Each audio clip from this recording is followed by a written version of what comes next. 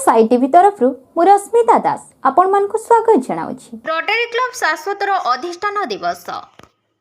Rotary club शाश्वतर अधिष्ठान दिवस उद्योग भवन में पालित हो जाइछि। शाश्वतर सभापति रोटरियान लक्ष्मी नारायण महांती क्लब रे होइथिबा कार्यक्रम संपर्क रे कहिथिले आगामी 2021-22 सभापति भावे डॉक्टर कुमार गोपाल को दायित्व हस्तांतर करथिले। संपादक रोटरियान विजय कुमार दास 2021-22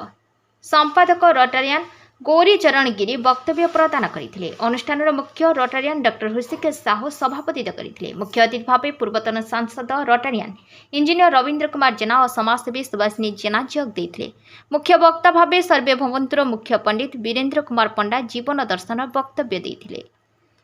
इनर व्हील सभापति भावे गीतांजलि पाणिग्राही और संपादक कल्याणी नंद निर्वाचित होइथिले। 6 जन शिक्षयित्री को सेंसन बिल्डर अवार्ड प्रदान करा जायथिला। सेहीपरि 15 जन स्वेच्छासेवी को संबोधित करा जायथिला। पद्मावती जेना, सत्यभामा मुदली, संजय महांती, नटवर प्रधान, अवंती प्रधान, देवाशीष चैटर्जी प्रमुख सहायता करथिले। विजेता रणा कार्यक्रम परिचालना करथिले। कल्याणी नंद धन्यवाद देथिले। रिक्वेस्ट करके गोटे कहतारी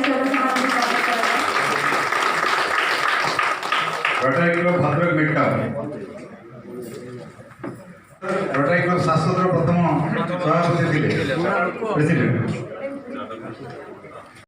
वीरेंद्र सारंकर सहोदरणी को समर्पित करछंती गीतांजलि पाणिग्राही महोदय एवं वर्तमान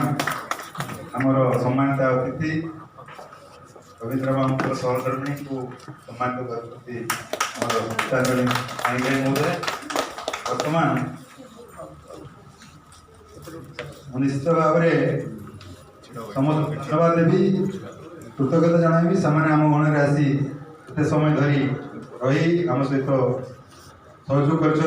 वर्तमान आम निश्चित भाव में समस्ते कार्यक्रम को आगे नवा अल्प समय किंतु जीवन में फेलिसिटेट करे नहीं गोटे घर तले बहुत बाड़े पाठ पढ़ी जहाँपाई मुझे आज आप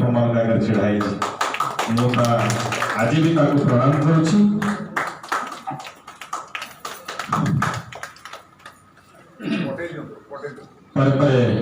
अनुरोध करी एरिया को समस्ते उत्तम भाई प्रशंसा जे मुझे नेशन बिल्डर अवार्ड न देके रही पाले नहीं तेणु बाद देवा निजे बाध्य पड़ी। उत्तम कुमार पात्र भाई ये खुद जोर कर दबा एवं अधुना से योग शिखे कि बाहर मत कहीं ना योग शिखे योग को छाड़ी भी ना से अनेक अनेक धन्यवाद। परे आउ जन को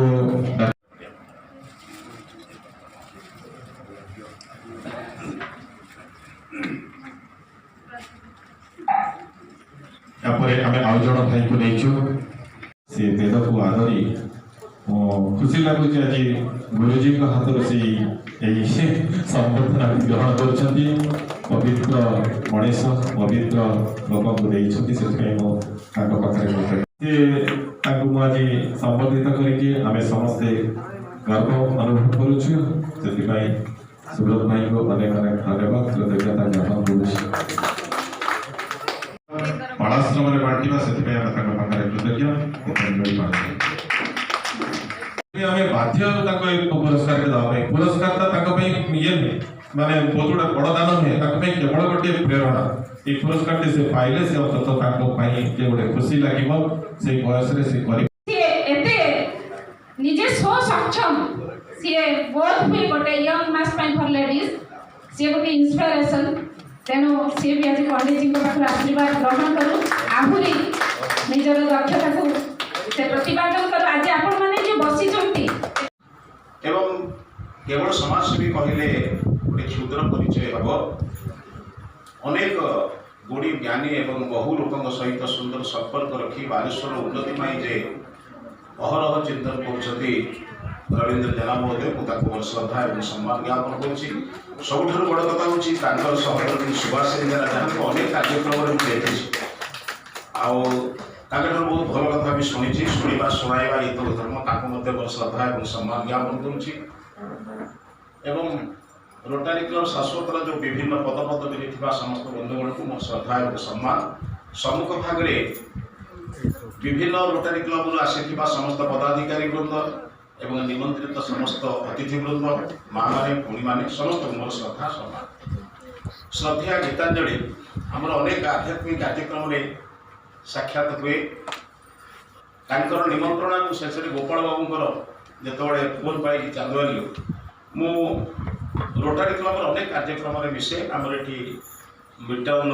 भाई मैंने अच्छा भौणी अच्छा सनातन बाबू आज्ञा अच्छा आउ इंजीनियर भाई अच्छा भद्रपुर आसने अनेक कार्यक्रम मिसी रोटारी क्लब लायंस क्लब एक सेवा परायण बा सेवा उद्देश्य रखी कार्य करुवा गोटे क्लब बंधुगण आज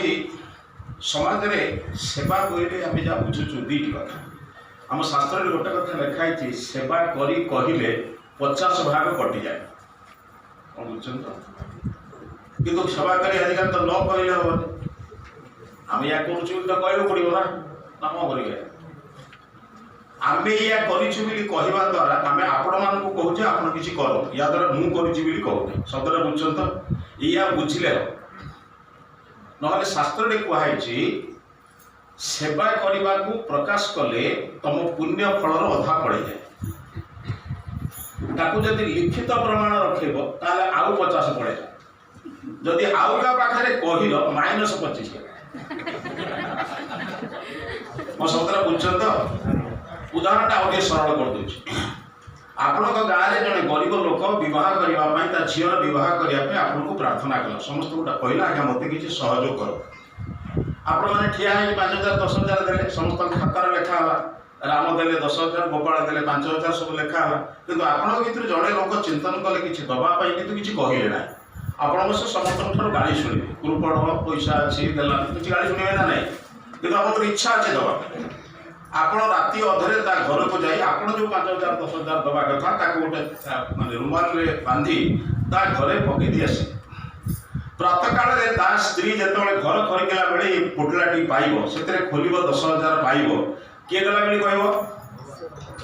विपद समय किए गला बुझन तो मनीष भगवान हवा जिते सहज आज मनीष हाँपाई चेष्टा कर